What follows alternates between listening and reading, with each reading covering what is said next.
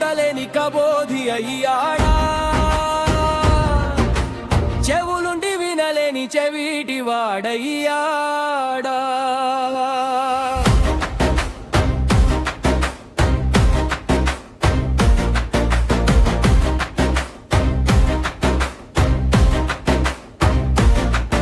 అన్యాయం పుణ్యం ఎరుగని పసిపిల్లల్ని కబళిస్తుంటే, మతం పేరుతో కులం పేరుతో కుళ్ళు రాజకీయాలు చేస్తుంటే, మంచి మీద చెడు న్యాయం మీద అన్యాయం విజయం సాధిస్తుంటే, ధర్మం విడిచిన సమాజం అధర్మం వైపు ప్రయాణిస్తుంటే,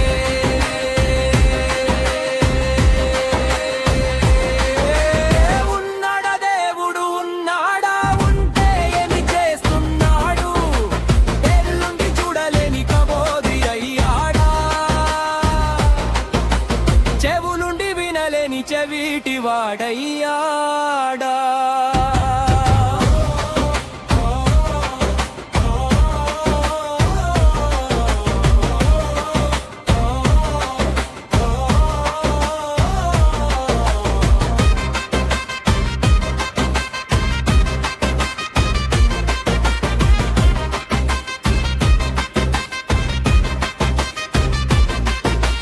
ప్రజాస్వామ్య దేశంలో ప్రజలే బానిసలైపోతుంటే, పెత్తందార్ల రాజకీయాలు పేట్రేగిపోతుంటే, ప్రజా ఉద్యోగి ప్రజలనే శిక్షిస్తుంటే, లంచగొండితనం ప్రళయా తాండవం చేస్తుంటే,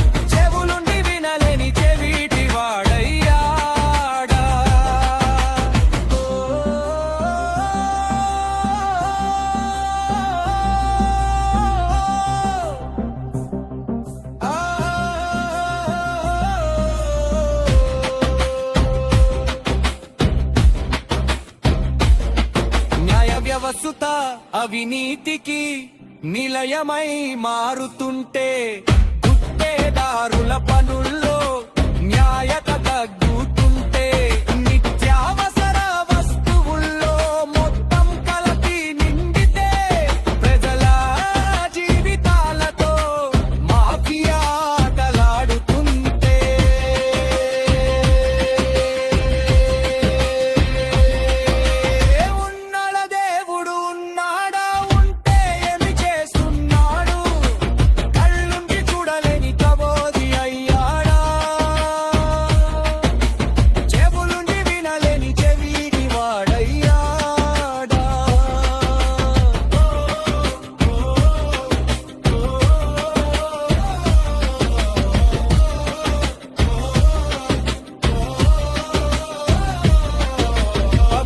వైద్య వ్యవస్థ దిగజారిపోతుంటే, డబ్బున్నోళ్ళ వైద్యశాల అరుపాయల్లా మారుతుంటే, దగ్గొచ్చినా జ్వరమొచ్చినా తిరుగుళ్ళైపోతుంటే, వైద్యం వ్యాపారమై ప్రాణాలే తీస్తుంటే,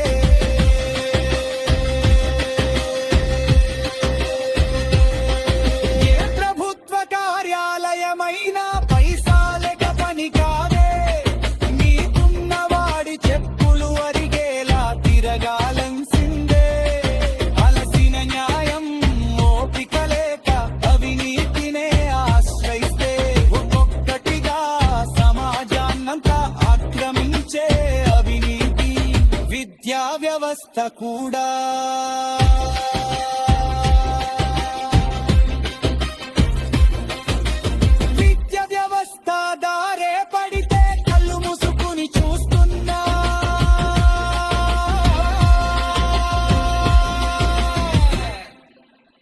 ప్రభుత్వ యంత్రాంగం